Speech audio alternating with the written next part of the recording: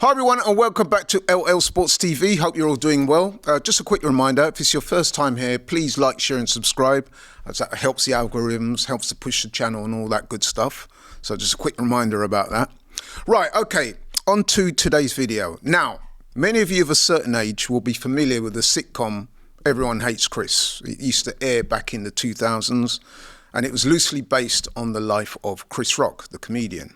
So that was the inspiration for the title of today's video. And the reason why I thought I would do this video was seeing, after I saw the weigh-in for Chris Eubank's recent fight against, I think Kamil Semerata, I think I might have butchered that name, but a Polish fighter. He fought over the weekend, stopped him in the 7th round, but there was all the stuff going on with Conor Benn and all that stuff. Conor Benn pulled up at the weigh-in, they had words that went viral. And then he was getting called out by all kinds of people over the weekend, a lot of British fighters dissing him. And I was thinking to myself, you know what? For some reason, everyone seems to dislike Chris Eubank Jr. right now. And I kind of got an idea why, but I thought I'd do a video just going into that. And then I'm going to end up by asking you what you think and if there is any more unpopular fighters out there more than him right now. Right, so let's talk about Chris Eubank Jr. So obviously Chris Eubank Jr. is the son of the legendary Chris Eubank Sr., who was a 2-time and 2-weight world champion, middleweight, super middleweight. So Chris Eubank Jr. is the son of him, born in Brighton. He's 35 years old. So that's 37 fights, 34 wins, 25 KOs. He's lost 3 times. He's lost to Billy Joe Saunders, he lost to George Groves, and he was stopped by Liam Smith a year and a half ago, a loss that he later avenged, by the way. He's been a former British champion, but he's never really come close to winning a legitimate world title.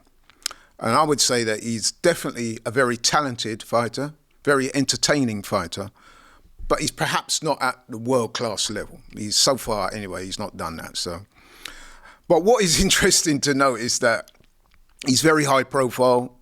He always seems to be in the news for whatever reason, whether it's boxing, whether it's playing poker, whether it's reality shows. You know, I mean, he pops up all over the place.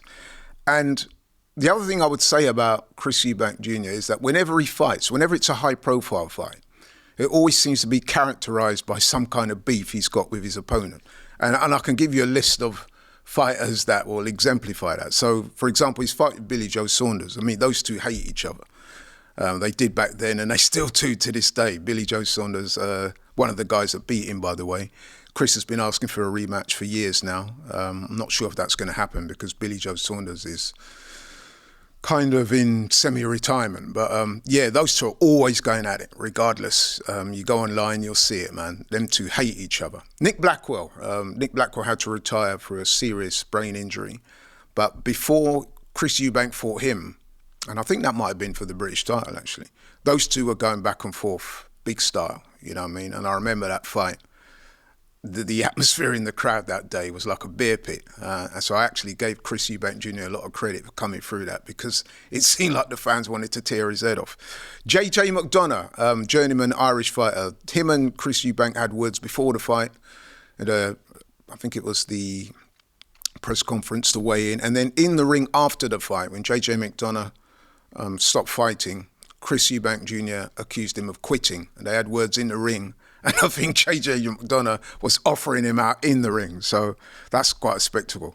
Gary Spike O'Sullivan, Irish fighter, good fighter, now retired.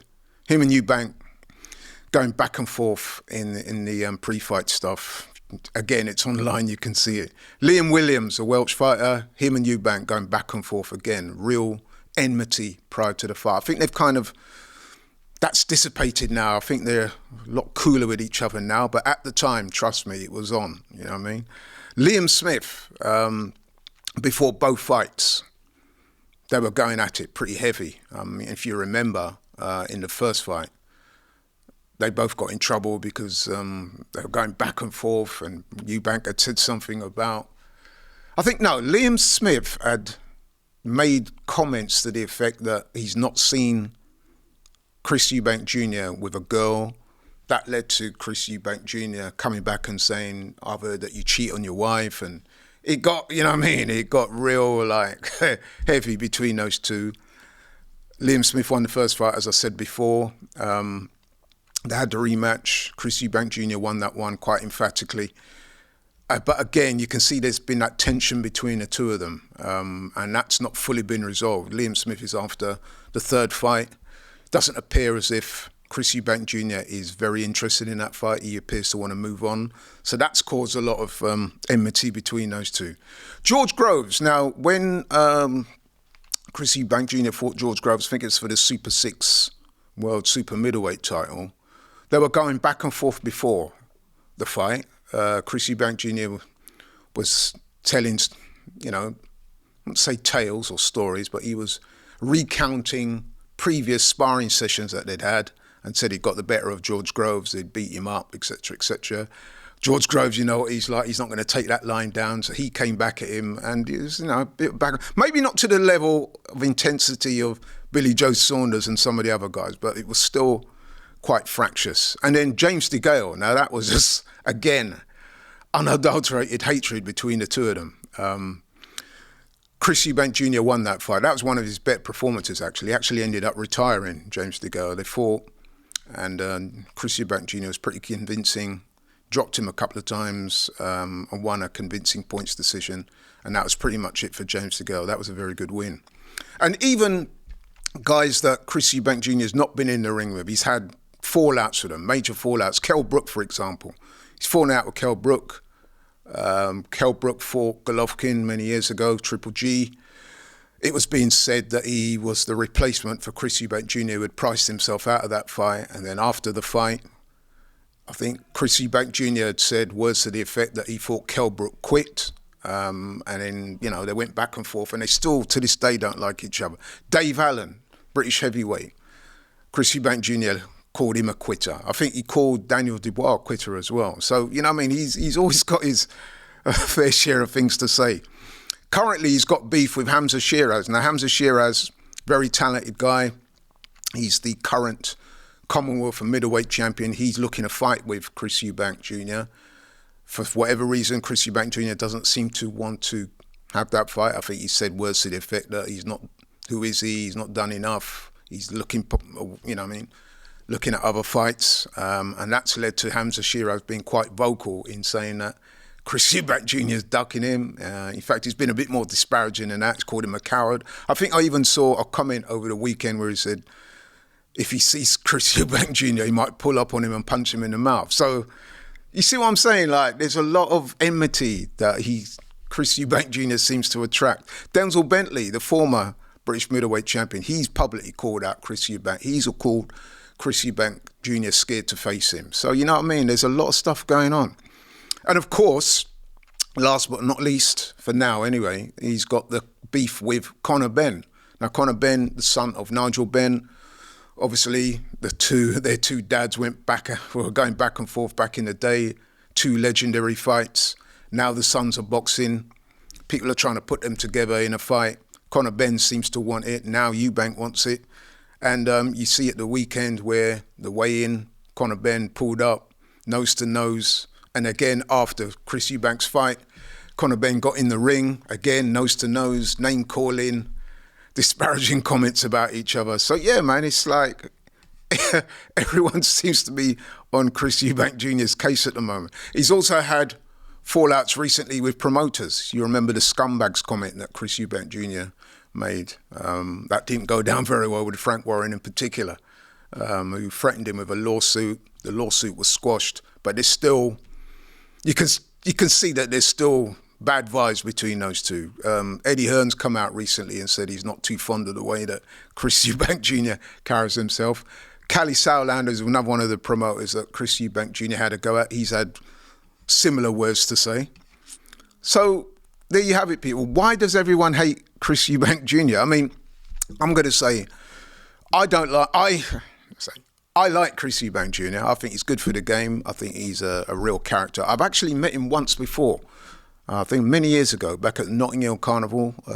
We found ourselves in close proximity to each other. I struck up a little conversation with him, and I've got to say that I found him to be amiable.